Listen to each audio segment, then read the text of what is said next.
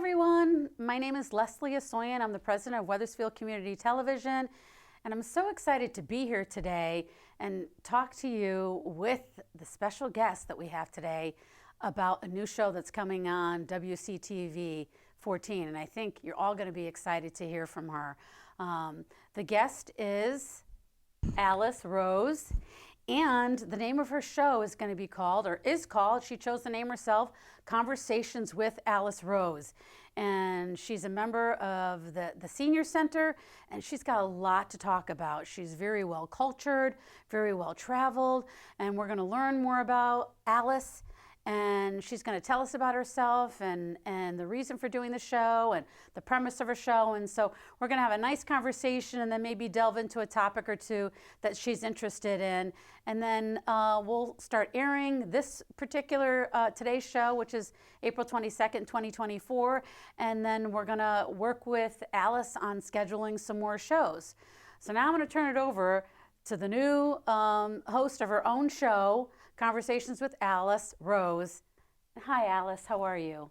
Fine, thank you. I always say to everyone, I'm alive and kicking and grateful for every day. Absolutely. And may your day be the same. So far, so good. Yeah, it's been a great day. As a matter of fact, I met someone today who I said, hi, how are you? He said, hi. He says, I'm phenomenal. Oh, So good for him. phenomenal. Good for him. And he's 90. I was like, huh, I'll take it. I think I'm going to start using phenomenal. Okay. So happy for you to be here. So happy for your persistence in trying to get a show going with us. And sometimes it's hard to get volunteers. So we've got Eileen in the booth who's doing the taping of our show. And so tell us about you. Alice Rose, tell us. Okay. Give us some details. Well, one thing I would like to say is that you were the one who made the suggestion that I do this. And that's I'm right. very grateful to you because I never would have thought of it on my own. Good. But Good. Happy as to. I mentioned earlier in a previous conversation, I had a sudden awareness of a voice. I never knew I had a voice before somehow. And here I am. You are. You're giving me voice to my voice. Yeah. Yeah. Sounds funny, but anyway. Yeah. It's a small That's the world. way I mean, I you never know what conversation, vis-a-vis you and I, Yes. is going to create something, which in this Well, case is a okay, show. and you have to be open to the opportunities that are presented to you, you know? Yes, yes. Nothing happens by accident, in my opinion, at this age, Yeah. stage of my life. I'm 88, going on 89, hoping to make it to 102. Right? And yeah, there's a story behind that, too. Yeah, Well, tell us about yourself. Oh, well, okay. I was born of an immigrant mother and an American-born father of the same ethnic background. I was born at Hartford Hospital. We lived for my first 3 years with my godmother aunt, paternal aunt, in what was called Wilson Station in the north part of Hartford. And my grandfather, who had come here to this country much earlier, my mother escaped World War II without realizing what she was escaping at the age of 18, primarily because her grandmothers who raised her, unfortunately her mother, my great-grandmother, died of the great influenza epidemic, World War I. Anyway, so when my mother was born, that area, which I think is now part of the Ukraine, was the part of the Austro-Hungarian Empire, believe it or not. Okay. And then after World War I, it was turned over, that section was turned over to Poland. So she was, registered as Polish, but she was mixed Ukrainian. But you were born here. Oh, yeah, yeah. You So were born here. anyway, she came here at 18 because the grandmothers were complaining that they didn't have a dowry for this child Yeah. who had been raised between two households, and she was sent here. And she really never realized how lucky she was, what a lucky escape she'd had. But that's another story. Then she met your dad. Oh, yes, yes. And, Then they had you. well, my grandfather provided them with a lot. The land between, let's see, Amherst and Knott Street here in Weathersfield belonged to my grandfather. The first 4 houses built there. There was my parents' house, the Dominick's house, John Dominick. I know some people may remember him, the Dominick family. And then Mrs. Petoskey owned that other house for a while, which was my grandfather's house when I was a little child.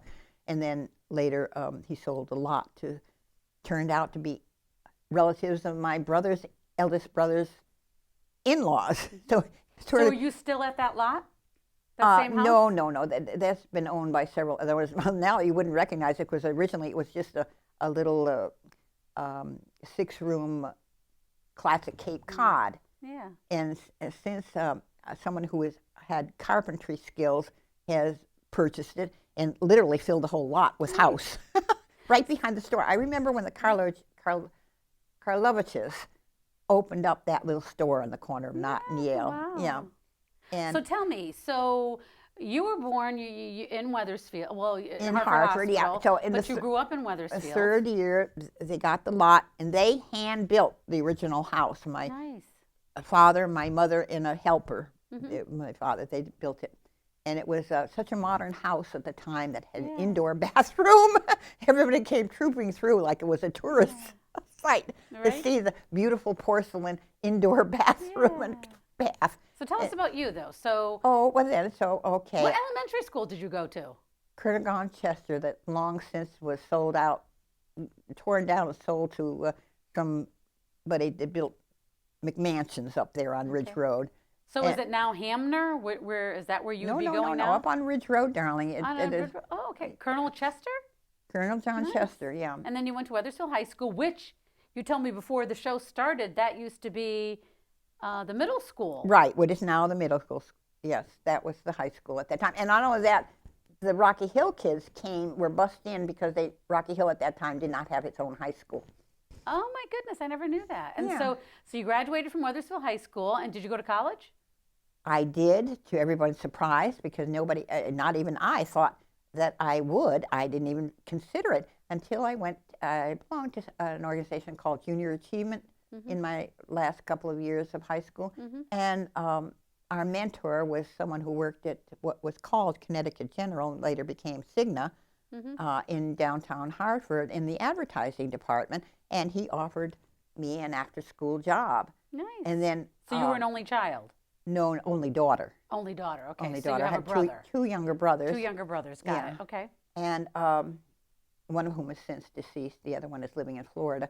But anyway, so So you went through that program the last 2 years of high school, and then where'd you go to college? Wait a moment. I didn't know I was going to go to college. I had no idea. It never occurred to me because that was not really in the framework of life, what you expected out of life in my particular community. Yeah. And so, but. Were you still on Amherst at this time, in that area? Well, on Yale Street. It was 9 Yale Street, the house behind the store. Yeah. Anyway, so there was a woman, Jane Redding, I'll never forget her because she was my mentor. She said, there was another girl there, Mary Ann Mason, who was a genius. She got scholarships to Pembroke and, all that stuff. And, so she was headed for college. My family's plan for me was that I'd get married and have kids and, follow that pattern. Maybe it was more cultural back then? Yeah. And, but Jane opened my eyes to the fact that there was availability for someone like me who, if I had the right, SATs, which I did, if for some reason. What'd you score? Do you remember? Oh, I don't know. Whatever the good score was, I was above it anyway. Good. So I had no problem, and there were scholarships available to me, and she helped me apply for them, and I informed my family, sorry, gang, I'm not getting married, I'm going to college. There you go. And Awesome. I dropped the teeth because they were. Well, let me tell you something peculiar, is that like the Nogus family and the Nogus family that were farmers and still own land, Tom Nowak does. And Tom. Yeah. We know Tom. He works here. He's the custodian. Oh, yeah. Right. He still maintains property so that he can get the tax differential for farmland. He still has a farm over there. Really? He's raising beef cattle and has chickens and all this he stuff. Lost one of his cows a couple years ago. Anyway. So what happened? Tell us. What college? I'm dying to know. Oh, UConn, under Nixon's program. And I got there. What do you mean under Nixon's program? What was the program? A free education for anybody that wanted to be a nurse, because he had the projection of the time was that they were running out of healthcare workers, particularly nurses, and it was just the start of the shift of nursing schools out of the hospitals, which was a paternalistic thing where they, raised their own employees. But anyway, into college. So you became a nurse. Yeah, that's it. Wonderful. But not really because I really wanted to be a nurse at the time, although I decided it was a very nice idea. It was a good fit for me. Yeah. I looked through the catalog when I got on campus, and I was going to sign up, and I had not done well with French in high school. Parlez-vous français? Un petit peu. anyway, so I had this. I saw that it was a requirement for, like a sort of more general educational thing. And I thought, well, what is a school that does not require French as a requirement? Right? It was nursing. Yeah. And that was even better because there was this really good program to get people into nursing. And this was just the start of the collegiate schools of nursing, which Fantastic, UConn. I was in the third class. Wow. That's wonderful. I graduated in 1958. So was it a 4-year program? 5-year, actually. It was a 5-year program. Well, it ran over, because you did summers and stuff because clinical work and all that. Yeah, wow. So you went back to campus for... It's longer than it is today. Yeah. That's great. But anyway, and that's what I chose to go down to Yale. You had a choice. You could go to Hartford Hospital for your clinicals, or you could go down to Yale, New Haven. My family wanted me to go to Hartford, and I wanted to go see the world, so I went to New Haven. Yeah. And you moved down there? Yeah. Well, I did. Well, at home, breaks. You had breaks in school, some summer break and whatnot. I would come home to Wethersfield. Well, then I worked. Oh, you mean you did your clinicals down there? Yeah. Yeah, got it. Yeah. Got it, and then I'd come back. And then I worked there at Yale, New Haven for a while as a head nurse on the urology and orthopedic floor. And then I went up with somebody who wanted to go. She said I should have done the same thing, and I agree with her now, but I didn't at the time, to go up to Boston for there was a further governmental program for a master's program for nurses. So you got your master's? No, I didn't get it. No, I okay. fooled around up there. I just got to explore Boston. Yeah. But we were roommates. She went through the program. She kept saying, "You should sign up for this program." I didn't listen to her, unfortunately. However, I came home after 2 years up there, and she had already completed the program and gone back, and I came back home. And I got a call from the directress of nursing at Yale, New Haven. Would I like to come back and work to do the orthopedic clinic there at Yale, New Haven? So full time after you graduated? Yeah. School? Well, I didn't. I'd already graduated school. Oh, you already graduated. Okay. Yeah. My friend went through the Okay, master's. so you were doing clinicals there, and so you were wrapping up, and so they wanted you to come on full time? No, this was after I had been employed there and then gone north with my friend who was going for the master's. Got it. Okay. Anyhow, so then they wanted you back. They wanted me back. She called me up personally. And I said, I was just amazed. Anyhow, so that's what I did for a couple of years. And then there was this Project Hope program, sort of a precursor to the current Mercy ships. Mm-hmm. But they had more of a program in that they not only went with a ship, a hospital ship that had been recommissioned out of the, mothball fleet from World War II. And they were going to different places, third world countries kind of thing.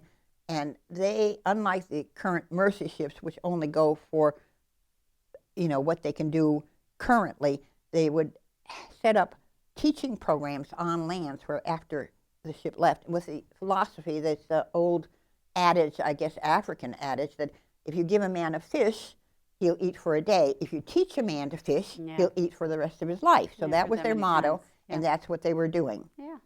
So it was a teaching program. So did you do it? Well, I didn't go with the ship because then there came another offer, and they said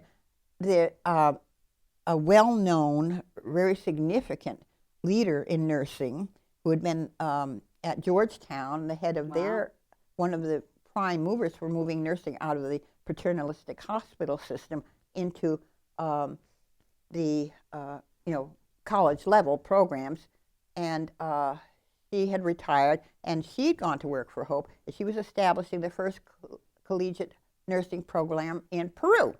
And you would go down there and be an assistant. So that's what I did. That's what you did. Wow. Yeah, Fantastic. yeah. And but actually, the first thing, okay, after that, I did go with the ship. I had to go to North Africa, and I had to learn to speak French. So it sounds like you really had a really wonderful career. Can we fast forward to today? Today, So now okay. You Well, I did all of came your back. nursing, you're retired, and Well, wait a moment. I came back. My mother was elderly and was facing health problems. I come back, and I thought, well, I've worked pretty much. Now, when was this that you came back? Oh, when did I come back? In the late 80s. Okay. And the thing of it was that I hadn't worked for, facilities and whatnot to have built up Social Security or even to provide myself with health care. Mm-hmm. So I went to work for the state over the Rocky Hill Veterans Home and Hospital. So when you came back from being overseas, yeah, and I lived at home in Wethersfield with my mother. Yep. And your father had passed by this point? the family had broken up long since.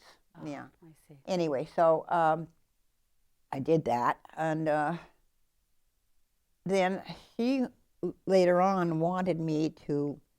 She felt I would likely be running off somewhere else in the world, and she wanted me to stay put. Yeah. And so she wanted me to get a house. So she helped me get the house that I now have on Somerset Street. Mm-hmm. And we fought her illness, which was cancer, for 9 years before she succumbed. Yeah. And she used to do volunteer work here with the food closet at the town hall. Right. When Alice says here, we're currently at the community center where our station is located, 30 Greenfield Street in Wethersfield. So, and then you became a member of the senior center, and that's how we met. Right. So, how long you've been a member of the senior center?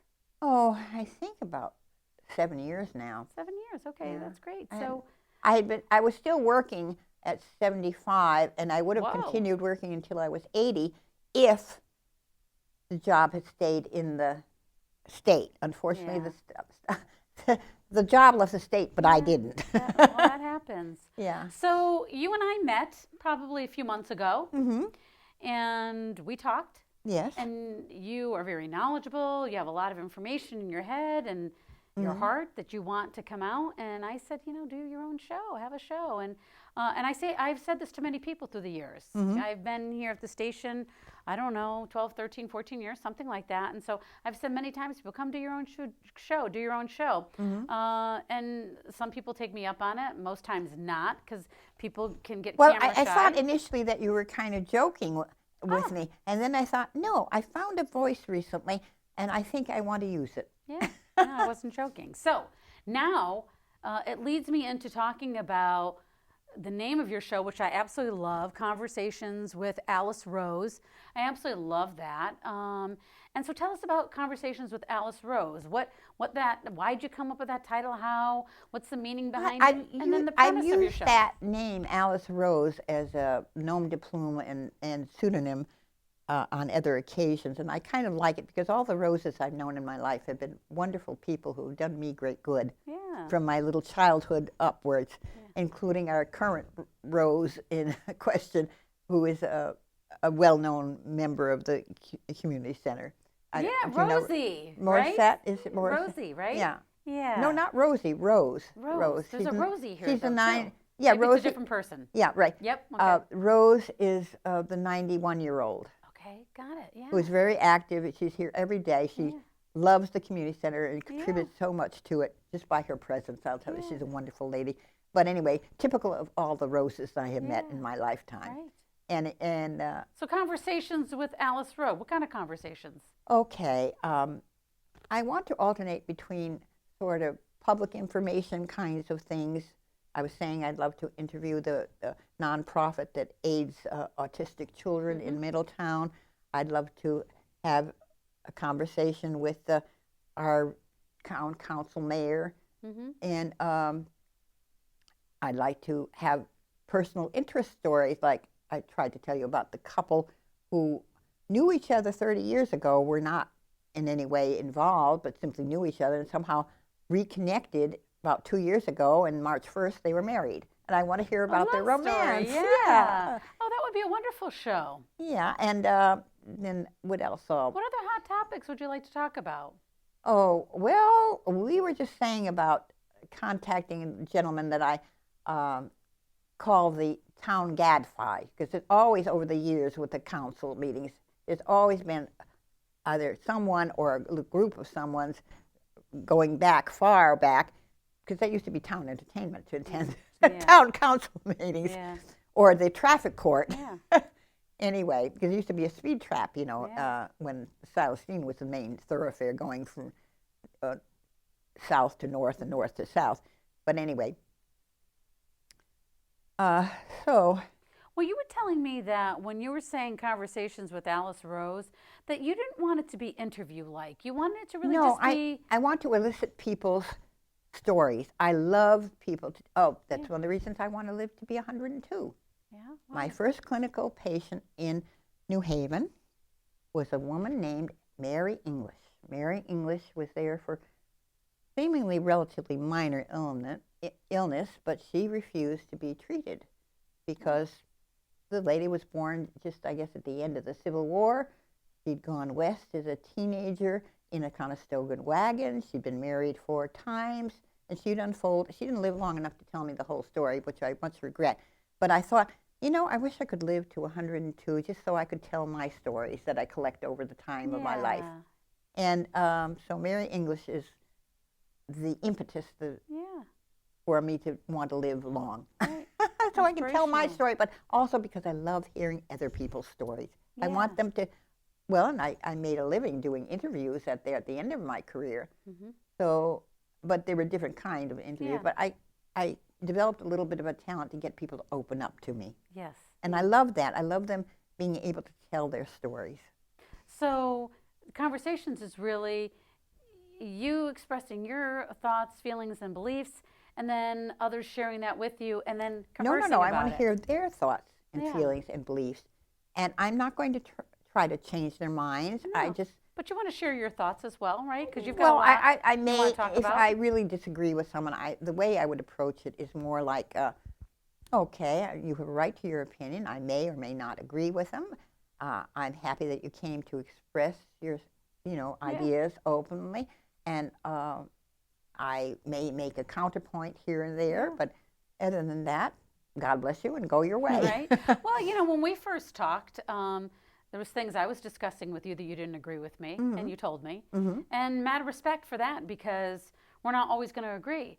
But you could have said, you know what, I don't like her now. I don't like what she said. No. But you didn't. So some people may be more like that. But before we even aired the show, you said, I keep it positive. I want to hear what other people have to say. There's no animosity. There's no negativity. It's positivity, and I want to hear it. And so what if I disagree? So what if you disagree? And that's kind of what the message I got. We each have a right to our point of view, but I'm not trying to forcing my point of view on them, nor they should try. Somebody just comes in and says, I'm going to give a speech on all my ideas. No, that's not conversation. Right. Yeah. And so any other ideas for what you're going to have on, what you're going to talk about on your show, or other guests, or you're still letting that marinate? Well, the current mayor has said that he would come on. He said that. Great. Yeah, he came over here and talked to somebody, too, about it after his little session there this past week. Yeah. I thought, oh, thank you. Yeah, absolutely. And, other people express the same thing. Yeah. And I just would love to do the gals that do the preschool there. Yeah, that would be wonderful. Yeah. But, and I've tried for years to get a lot of the seniors on board to do a show here. But they're a hard sell. I've had a very hard time I think I know here. Somebody who's not that hard to sell. So it who would is be nice. Definitely a supporter of senior. Yeah. And I really hope, as your show grows and we really get you on air more, that you're able to really talk about the senior center and its offerings, and get some of your friends and and cohorts on the show with you. It's really important to showcase, especially for the senior center. And for our town, it's 55 years and older to be a member of the senior center. And so I think I was telling you the statistics, that's over 25% of our population in town is people who are 55 and older. So that's a big deal. That's a big population. It's a quarter of our town. Particularly because we are living in a youth-centered culture. That Very much so. And and we tend to, we're going to discuss ageism, Yes. I'll tell you. Yeah. Because I I've agree had with some you. interesting experiences recently. Yeah. So you know what? Tell me about your hat. You made the hat. No, You didn't make the hat? Oh, poor Phil has passed away. She was 91. Oh. She had terrible arthritis, but she felt that, her philosophy was you have to keep busy to stay alive. But she had terrible arthritic pain throughout her body. And So you're a friend from the senior center? She was one of our bingo partners. Okay, and and cousin of one of the other ladies that sat at the table, or just still sits at the table when we go to bingo. Yeah. And they, little Phil, frail, looked like a little bird. Yeah. She said as long as she's doing little beadwork or crocheting or whatnot, she doesn't think about her pain. That was her pain control. Yeah. And she would come in with bags of beads and stuff like that. And, she'd sell for it so she could buy more beads to keep on going. And I'd take some from her and I'd sell them for her, and then I'd give her the money so she could buy more beads. Or sometimes when I was able to go to Michael's, I'd, pick her up something, or her relatives. She had a large family. Well, I like what you chose. I love the color. Oh, thanks. Well, that was her choices. Yeah, it looks good on you. Yeah, well, thank you. Yeah. Anyway, so she did mittens and she did little socks and all that stuff. And she was just a lovely, lovely human being. So it keeps your head warm? Yeah, because I have circulatory problems that get very chilled So you a like lot. to stay warm. Yeah, I like to stay warm, yeah. So I guess climate change is good for me. Right?